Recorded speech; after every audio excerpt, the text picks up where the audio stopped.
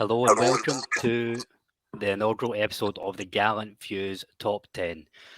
This is a series we're going to try where we basically pick a decade, era, open it up and ask listeners to put in their top 10 players from said era. As we're piling it, we are starting from the bottom of the barrel, and this is part one of the top 10 players from the journey. We've asked listeners to send in who their top 10 players were from Rangers' time in the lower divisions. My name's Colin and I'll be leading the charge.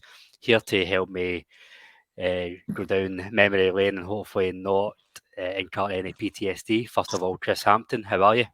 I'm very good, thanks, Colin. I had brought back some memories looking through this list. Bit like looking through your ex-girlfriend, some names you want to forget, you know. I know, it is kind of like looking at a photo for 2004 and you see your fucking flared jeans and you're like, what was I thinking at the time? It really is like that. Also joining is Davie Pollock. How are you? I'm good, Colin. Yeah, I'm looking on this as some sort of catharsis for me that, we went through those years in the lower divisions and we had some no bad players, but we had some fucking dross. But we just had to put up with it, so it was just part of the process, just getting us back to where we are today. But aye, down memory lane, some of it a wee bit painful, but here we go. I know. So the format is, although it's the top 10 I've asked all the listeners for, depending how many responses we get, we'll do between 15 and 20 players for each category. So today we're going to, or over these next two shows, we're going to go through the top 15 in the poll. The way we've done the poll, for players who put their selections in order, for first place, they got 10 points. For 10th place, they got 1 point. For MD, who didn't put it in order, every player just got 5 points apiece. So we're going to go through hopefully 15th to 8th. And without further ado, I'm going to show you who came in 15th place. So we signed him for Dundee United in 2013 on a free transfer. 72 games for Rangers in total over 2 seasons, 29 goals during that time. Davie Pollock, kick us off. What's your thoughts on Big John Daly making the cut in the top 15? I'm almost speechless because I wouldn't have thought that John Daly would have made it, but he did. And to be honest, I thought Big John was in his time. I never had any issues with the big man. I think he did his level best for us. And the only game that kind of sticks in my head is the Stenhousemuir game when he just kept scoring in the second half, and we were cheering him loudly. So I know he kind of took a bit of abuse at home and away, but I thought he was a decent player for us. It was obviously at that level, and he was at that level. So I wouldn't like to see him in the team today. It would have been a completely different proposition. But fair play to the big man for taking on that challenge and kind of stood up to it. So, but I'm definitely surprised that he's made, gosh, possibly even the top 20. But John Daly, so someone out there's batting for him.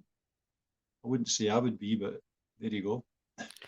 Yeah, we should say the as much as we're looking for listeners to engage, if we don't agree with it, we're probably going to say. But I think it's going to be a hat-trick of surprises here for John Daly being included. In fairness, Chris, I was, at the time, after his goal scoring record for Dundee United, I thought he played very well against us for Dundee United. He bullied us. I could see the merit in this sign. I was actually quite happy that we were getting a player in that standard at the time. I'm kind of along the lines with Davie where he did do well for us. I don't really herald him as one of the great icons of the lower divisions. What's your thoughts on him? Yeah, mate, you could never doubt his attitude, do you know what I mean? He came here, clearly wasn't about his boyhood club. That didn't affect him, do you know what I mean? He scored goals. And he done us a turn when we were down the leagues, do you know what I mean? That's what we were kind of hoping for. Was players to come in who'd proven goal scoring record. Do you know what I mean? He done it in the SPL, done it against us various times as well. Do you know what I mean? He was a nightmare to play against. Yeah, mate. Do you know what I mean? No, can't fault the guy for his effort. His goals came in handy, and he done a job. But they said it was this, he wouldn't get near the top 10, but certainly, do you know what I mean? He did play his part. Absolutely, and I think that's why the listeners are probably put him in, because it's open to interpretation. Who's your top 10? It could be who's the best player, who featured in terms of talent, is who had the most impact, who done it consistently. So it is open to the listeners' interpretation. What we'll do is we move down the list. I'll give everybody a shot each who coming first. So staying with yourself, Chris, at number 14. He was the Rangers number 1 after Al McGregor moved on. One of a handful of senior players to remain after the demotion to the 3rd Division. He kept the Rangers goal when Rangers faced Brecon in that first Challenge Cup game. 32 when we kicked off in the lower leagues, and I thought he was going to be with Rangers for another 4 or 5 years. Criminally, in my opinion, we moved him on at the end of the first season to Crystal Palace. Neil Alexander comes in at 14th. What's your thoughts on him making the list? Yeah, mate, he was a decent enough backup goalie. Do you know what I mean? Obviously, I know it's not about that, but he played a big part when we went to Manchester in 2008. Do you know what I mean? He was playing some fiddle to, what do you call him? To McGregor. And he was one person that could have moved on with the rest of them when the Rats were all leaving us.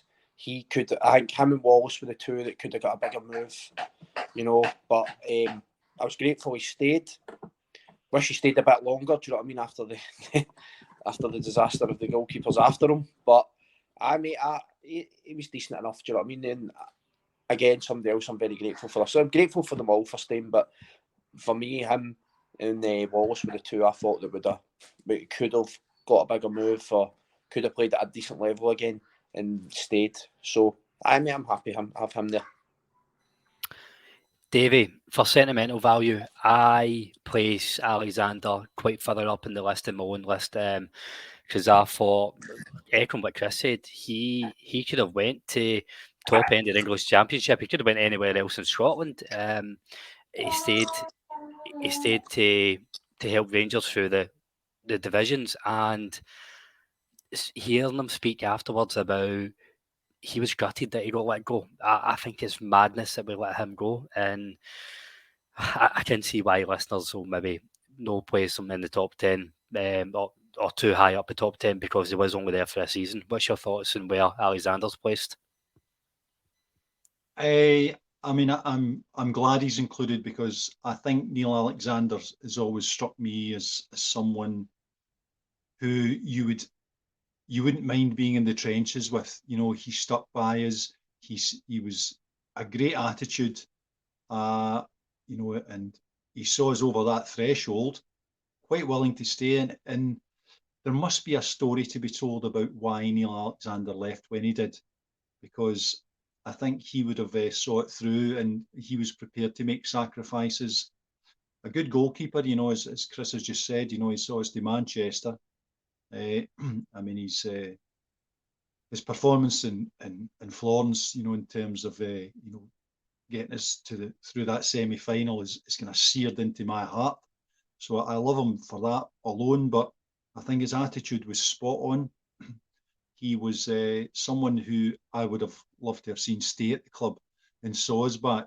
Although, you know, I'm kind of letting my heart rule my head here in terms of his goalkeeping ability, maybe, and you know, as he got older.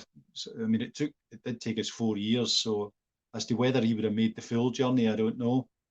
But no, Neil Alexander, absolutely, a special place in my heart for sticking by us.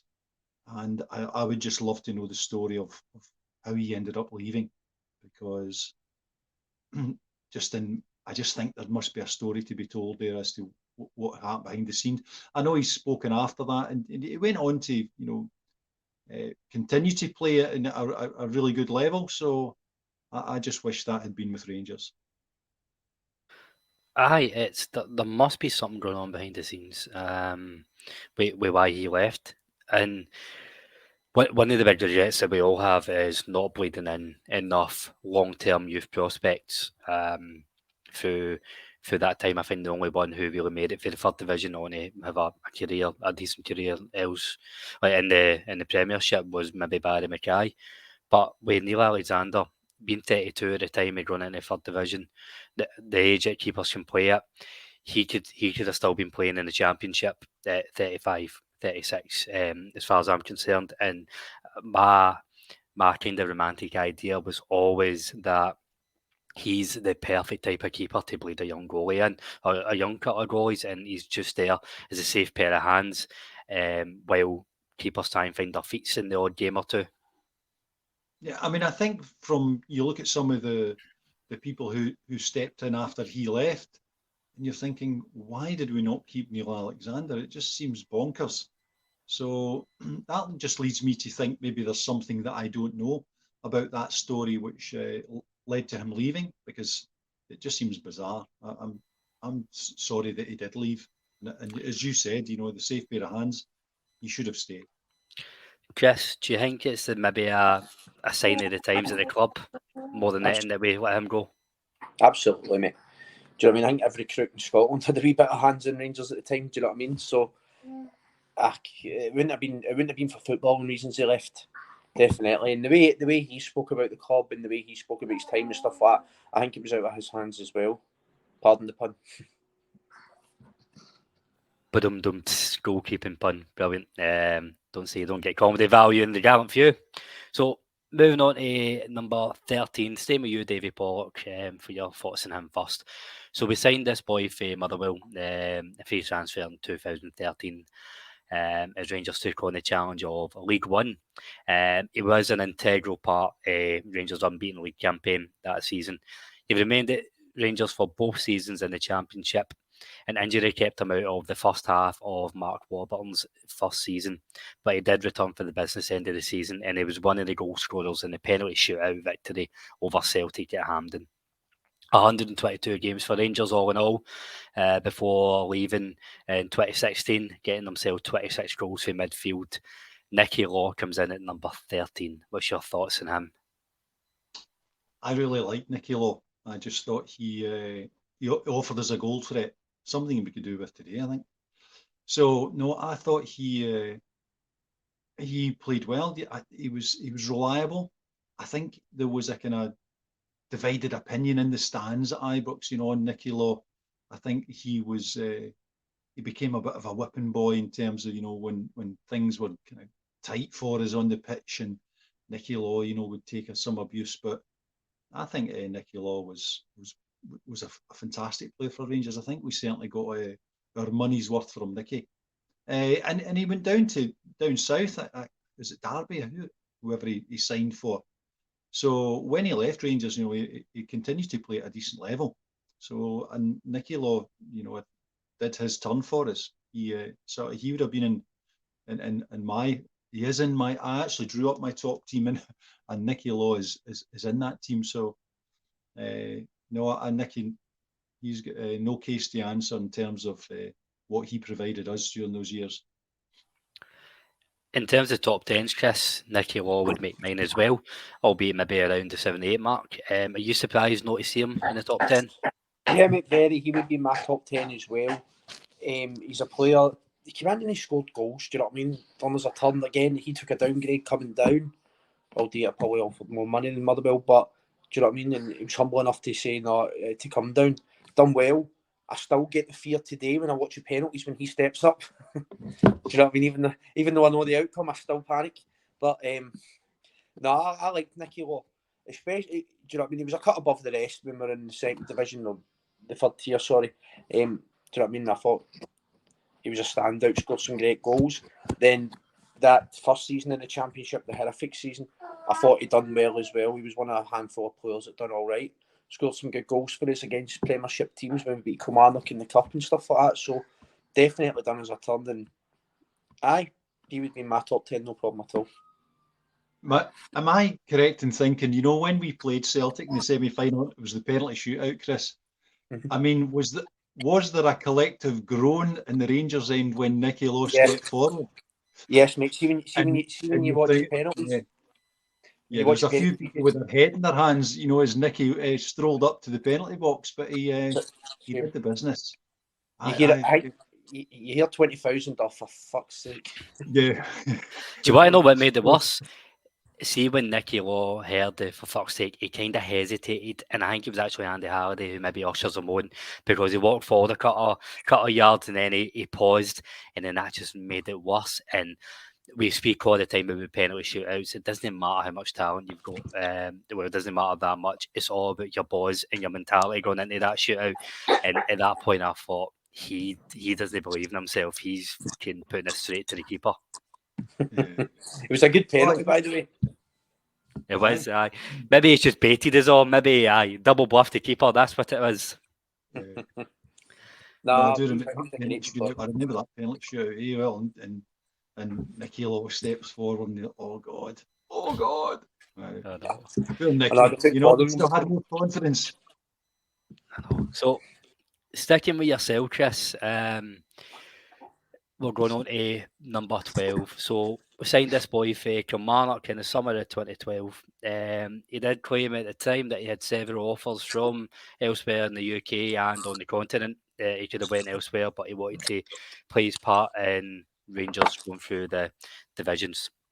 Got 31 goals in over 120 games for Rangers, including 43 appearances under Mark Warburton to secure promotion to the Premier League. Somebody who was there for the start of the journey right to the end. I thought he looked unplayable in the third division and in League One. It is Dean Shields at number 12. What's your thoughts on him? Yeah, mate, I was surprised to see him so low. I thought he'd have been a bit higher. Again, he was a decent player, you know, he done well at Hibs. He always tricky against us, scored a good few goals. He scored a couple of goals against Celtic for Hibs as well. Yeah, it was decent, mate. Do you know what I mean? Took a fair bit of abuse from away fans and that. You know what I mean? It just kind of gets wiped under the carpet because he plays for Rangers. But I liked him. Again, he was a standout in the Division 3. Too good for that level, and especially as well. And even under Warburton, I thought he looked all right at the start of the season as well. And he kind of just fell away a wee bit. Do you know what I mean? But he was a really good player. And one I was surprised it came down, but I'm glad he did. Davie, it was there's no too many players that we're talking about on this list who were there from Division 3 right until we secure the promotion in the Premier League. And looking at the list, I think there is a bit of maybe recency bias where some of the players have been picked, and it's maybe they're picked on their ability rather than the impact that they've had, which is absolutely fair dues. Everybody's entitled to put in the reason behind their picks, but I think if we look at impact throughout the full journey, Dean Shields is up there with the best of them. Yeah, I think Dean Shields was a good standard of a player, you know, and was playing way below his level, you know, when we were in the third division, second division. So God bless him for seeing it through. I thought Dean Shields was an excellent player. He was technically very good, you know, and he probably wouldn't be far below our squad at the moment in terms of, you know, some of our midfielders. So he was an excellent player. Obviously, he's one of our own, which is always good. You know, he's a volunteer rather than a conscript. So no, Dean Shields was in goals. You know, you'd see some of the finishes that when it was technically superb. You know, pinging them into the corner. He did well for us. You know, and we did have some absolute dross. Dean Shields wasn't one of them. And you know, he continued. I see he's now. I think he was with his dad in the kind of backroom staff at the Northern Ireland squad. So he's kind of all got on to a coach. You can see that he's quite a good player, and he's now sharing that experience with the lads. So Dean Shields was a good player. It would have been, and there's a million what ifs during this period, isn't there? You know, it would have been interesting to see Dean Shields play at the top level and within a Rangers team and see how we got on. You know, I'm not saying that he would have been a stunning success, but it would have been nice to try and find out. But no, Dean was a lovely player. I liked him. I think again, you know, that when you're up against some of the level, you know, third division, second division, and the standard isn't that high, you know, and they're willing to boot people up in the air just a wee bit more often. And and he wasn't that type of player. He wasn't to go in there and scrap with people. It was get the ball on the deck, ping passes. You could see that from just a wee run through the goals that Dean Shields scores, and superb. The boys got it, had it anyway. It's an interesting point. I wonder if we signed him the season before, would he have been a better option than Matt Mackay, for example? No laughing at the back for his impact on Rangers before the demotion, but he was. But we'll talk about the talent of Dean Shields. But what I'd probably call out is he never really shucked away, and he did always apply himself. And I think you've seen the likes of. I'm not going to. This pod's meant to be promoting the players who had an impact in the journey, but that wee rat who played in the middle of the park, the idiots who played up front. When we talk about attitude and applying themselves, we didn't get that for everybody, but we'd certainly got that for Dean Shields for 4 years. It didn't always work out, but absolutely, I don't think we can fault his effort as well as his ability at that level. So, sticking with yourself, Davie, this is the last one before we get to the top 10. So, before we played in the third division, he'd already broken through the youth from the youth academy at Rangers and already a Northern Ireland international. At this point, he's a very promising player in his early 20s, decided to stay at Rangers. In the first season, he's a second top goal scorer, grabbing 25 goals in the third division. He did miss the majority of the second season through injury before being released. None other than Andy Little, another player I was delighted to see stay. I think he could have went on and had a very decent career elsewhere. What's your thoughts on him coming in at number 11? Well, to be honest, a little surprised that he's that high up the list, because although in his initial impact and the fact that he stayed, because I know there was big prospects for Andy Little. We thought I thought he would have gone on to be a better player than he eventually became, but he certainly made his contribution. But I think he's clearly again one of our own, so we're I think they get the sympathy vote for that.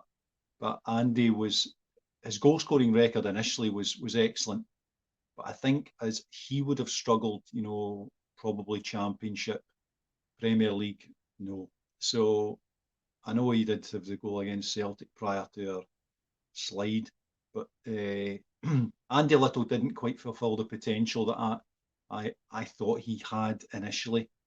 So, but God bless him. But I'm personally surprised he's as high as he is.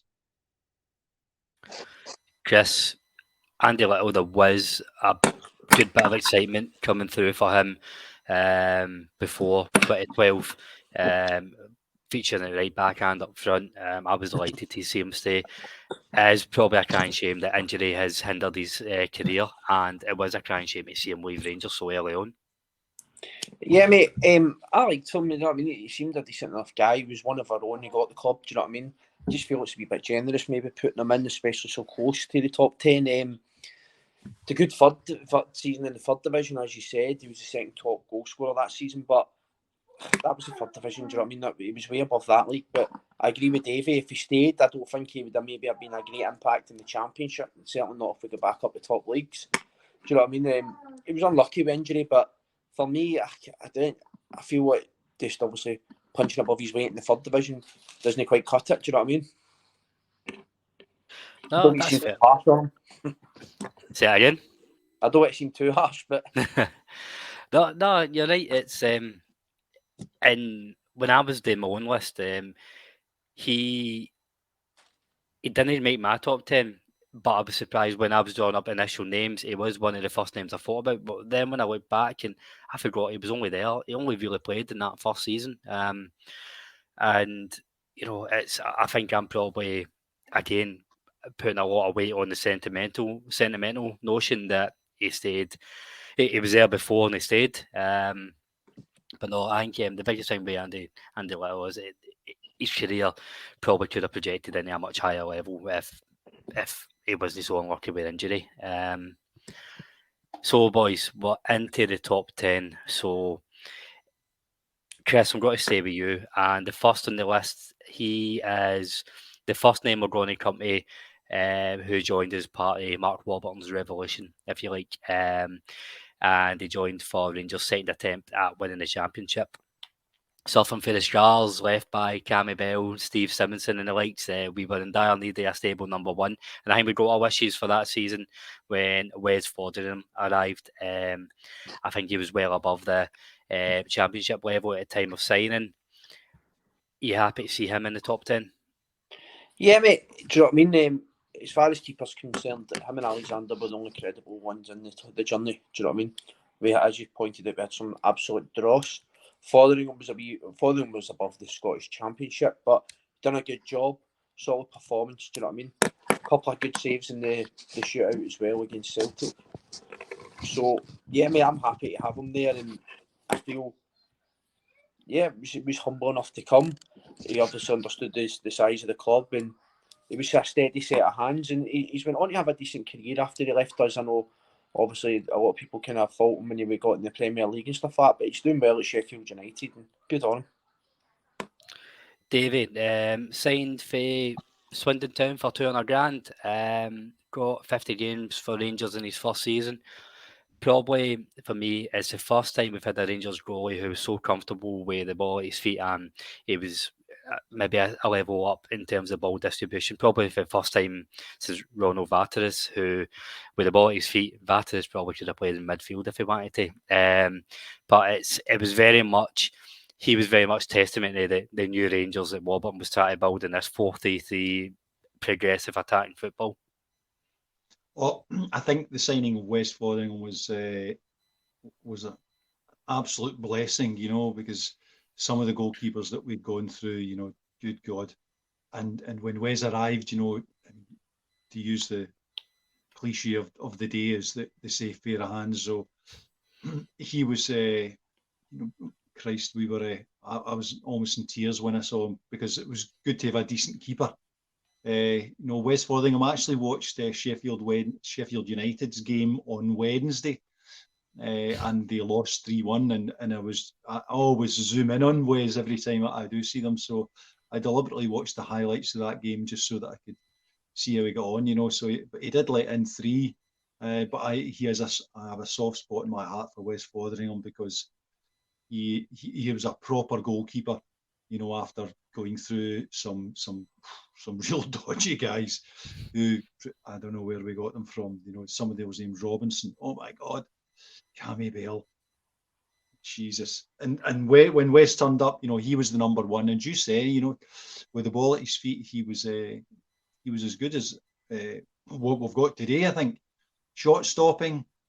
I think he was susceptible. Some of the long shots that Wes didn't stop were always a concern. It seemed to be that the teams that we were playing against, even in the Championship, realised that from 20-25 yards, have a pop, you'll not stop them all. So I think that was maybe just a slight weakness, not maybe even a slight weakness, but one of the weaknesses in his game.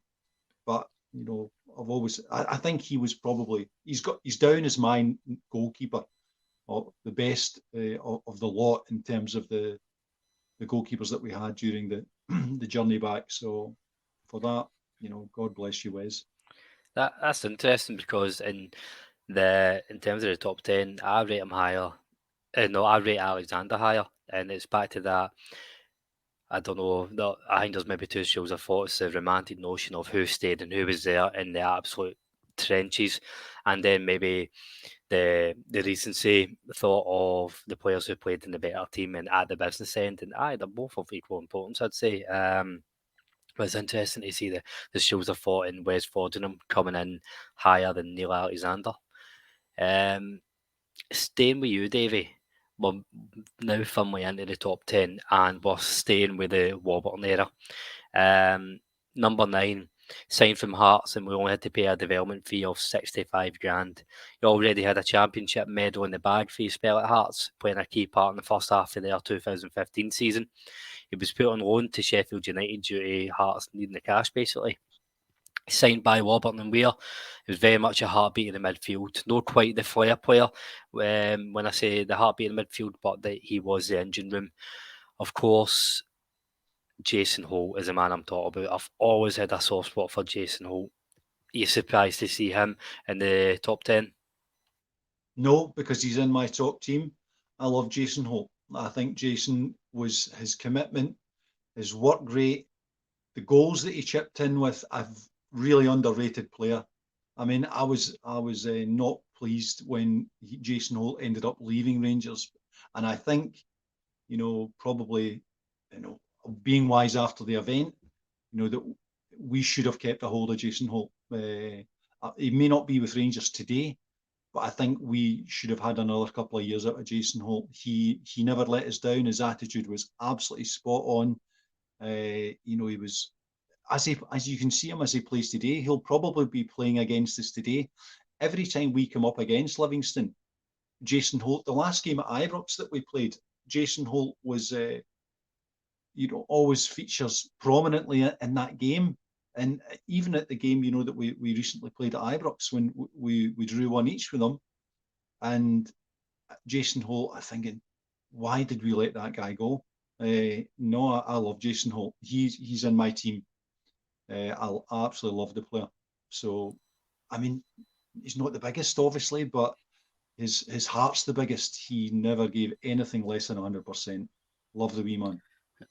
Chris, he's firmly in my top 10 as well. I always really like Jason Holt, and when we talk about the players who struggled in the lower divisions with the physicality and just not having the right attitude, Jason Holt is the other end of the scale for this. And for a small guy, it was like a wee terrier who always stood up to the fight, albeit might not have had the most ability in the world, but it's very Rangers-esque of just, you don't need all the ability in the world. You just need to work hard, and work hard will always beat talent when talent doesn't work hard. Absolutely, mate. And I'm glad he's in the top 10 as well. As you said, he was a wee terrier. He had that wee bark about him, didn't he? And if you remember the game against Hibs at Ibrox, the 4-2 game, top of the league clash, just after Christmas, do you know what I mean? I think Hibs had already beat us that season, and we'd obviously beat them Warburton's first game. But Holt's popped up with 2 goals that day. Just when Hibs had scored early, Holt made it 1 each and 2-1. And that game was memorable. That game, we drived on for that, went on and scooshed the league. And he was great. Do you know what I mean? He played great in the semi-final against Celtic as well. And I love the wee guy. I don't think he would maybe be good enough to be in the team just now, but that's nothing on him. But he was 100% every single game. And you couldn't fault him. Again, wasn't the most, when they say he was the most gifted players, he wasn't an Iniesta or a Xavi, do you know what I mean? But he was somebody who gave it everything on that park. He'd fight to the final ball. And he's just a likeable wee guy. There's something about him. He's got that cheeky wee face, doesn't he? Where you think he's going to be a wee softie, then he bites you. Absolutely, we've all went to Peter Jack Russell and came off fucking with a bloody thumb at some point. And that's like that's like Jason Holt in the middle of the park. And I think that characteristic, people forget that. I know we're kind of delving into post journey era, but he was given the captain's armband before James Tavernier was announced the permanent captain, and I think that's testament to the character of the player. And Jason Holt is in this top 10, rightly so, for his attitude and his character well above his talent. And I don't want to be disrespectful at the Championship level and even the Premier League level. He's more than a capable midfielder. But it's really just having that blood and thunder in his game and his heart. But I think one of the other wee attributes of Jason Holt that I loved was his willingness to kind of run beyond the lines, much like Scott Arfield will do today. So he was always willing to make himself available, bursting into the box. And you can see that from the number of goals that Jason Holt scored and the number of assists that he had at Ibrox. Because I think I loved that part of his game. He was always willing to kind of make that run, make himself available, get in countless times. You would see him make those runs. Didn't always come off, but when he did get the ball, he was usually good for a strike on goal or laying it off for someone else. His attitude was spot on.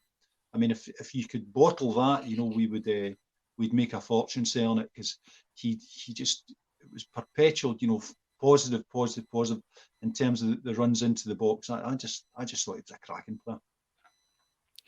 Absolutely. Staying with you, Chris, on in number 8.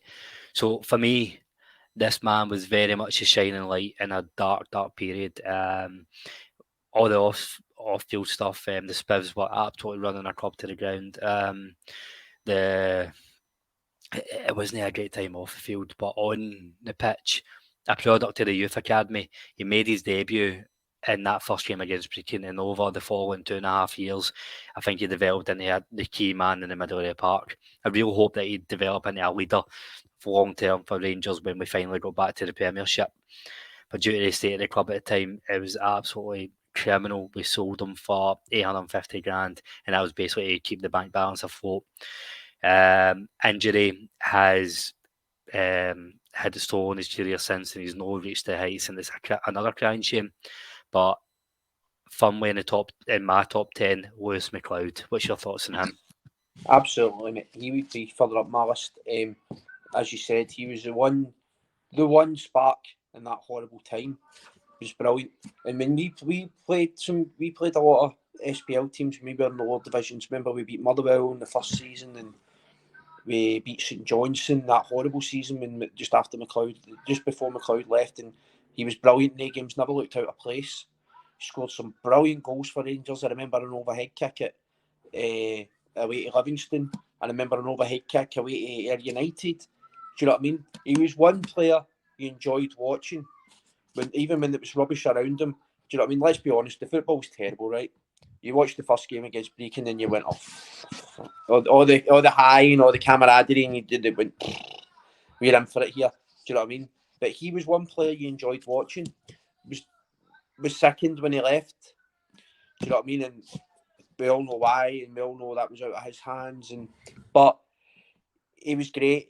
He was one player I would have loved to have seen. Obviously, injury would obviously get sold, and his injuries after it prevented him from going further in his career. But he was one person that, from the start, I'd have loved to have seen being with us the full way. I'd have loved to have seen him in the SPL. Injury aside, and obviously getting sold, I think he'd have been a big player for us when we get back to the top as well. And just one of the things, but he definitely made more than an impact and definitely played his part in getting us back. Davie, when we talk about the big regret for the lower divisions was we didn't bleed in enough young players to get top team experience and really start to develop for the long term aim being that they can compete at the top end of the Premiership. I think Lewis McLeod is probably the outlier in that, where that was the trajectory he was going on, and not just that. It's not just the potential. I think he'd done the business on the pitch at a time we needed people to step up as well. Well, he didn't actually make my top team, but he did make the bench. So there was potential. I think he was kind of not unlike Andy Little. There was promise of so much more. And, he'd showed early signs that he's clearly a quality player. And, just as Chris has said, the range of goals that he would chip in with, you think, this boy's could be something special. I wouldn't say that he kind of reached the heights, which obviously injury played a huge part in all of this. I mean, his time at Brentford was just horrible. So, I mean, with the benefit of hindsight, you would say, it would have been probably a blessing that we did sell him, because he would have been in our treatment table rather than Brentford's. But certainly lots of potential, and it's a crying shame, as it turns out, the injuries that they've had, the impact that they've had on that boy's career. So he's one of the what might have beens for me in terms of. So I mean, he was playing. His contribution to us was excellent, and we saw, we're hoping for so much more, and then the whole thing just got curtailed when they flogged him just to keep the lights on. So, but a good player, but didn't quite, and never did, for various reasons, never quite reached the level. So he made my bench, but he never made the first team. No, that's fair enough. That's completely fair enough. Sitting with yourself, Davie, we'll be interested to see if he made your top 10. Well, going back to the Warburton era for number 7, a boyhood fan who's went on to live a dream that every one of us have. I mean, it doesn't matter what age we are, we still have that Jamie pulling on the Rangers shirt. He signed as a free agent after being released from Bradford, despite already having a reputation of scoring the spectacular goal against top flight English clubs. Cemented in the middle of the park alongside Jason Holt, a real key part of that first that season where we won the championship. It's none other than Andrew William Halliday. Davie, what's your thoughts on him being in the top 10? Very versatile. Yeah, I mean, I always think of Andy Halliday's, and the goal that I think of is the one he scored at Stamford Bridge, for Bradford, which when I think they put them out the cup. So, no, Andy, he's again one of our own. Love him to bits. His attitude's second to none. Andy Halliday, and you could see, from Gerrard and Andy Halliday, you could see that. I think Gerrard could connect with Andy Halliday in terms of what the club meant to him and his dedication to the cause. And I think Gerrard kind of possibly recognised that, as something that he had with Liverpool, obviously at a far greater level, but Andy Halliday had that at Rangers. His contribution, my abiding memory of Andy Halliday is the 2019 game against them at Ibrox, when they were 2 minutes into the game.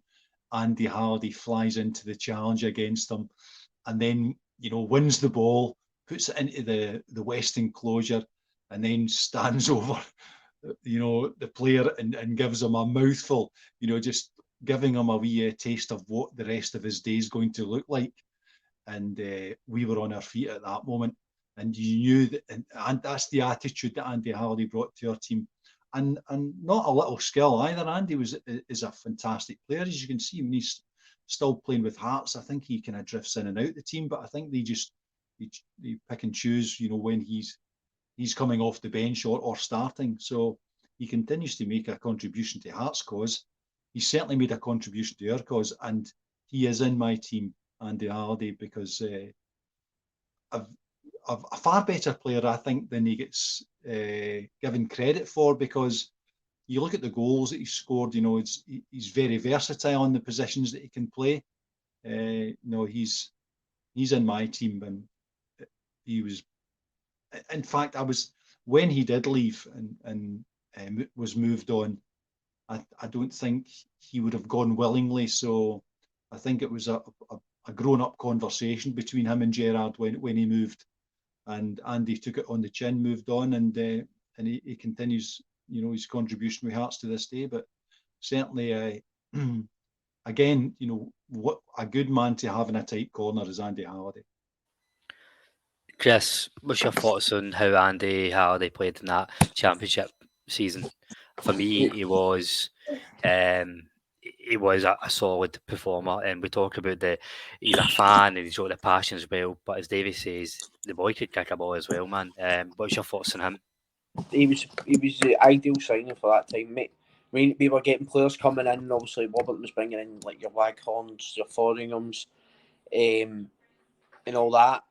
We needed somebody who had the Rangers identity about them, but not just signing a Rangers supporter. I mean, I could play in the pitch, but somebody who was actually half decent as well. And Halliday was.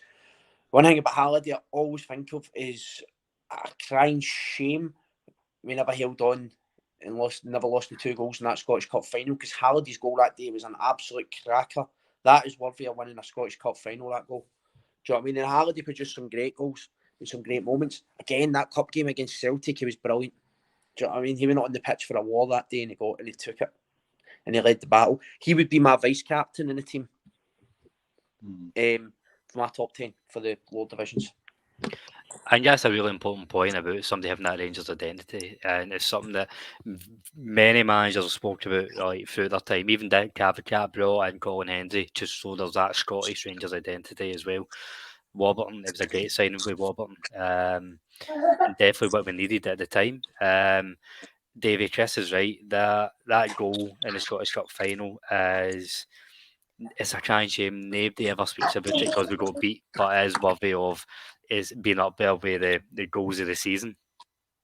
Yeah, and Andy was capable of, the odd worldly, in terms of his contribution with goals. But I think we didn't really rely on him for goals, but we certainly relied on him for attitude in terms of letting the dressing room know exactly what they're involved in, because he's got it in spades.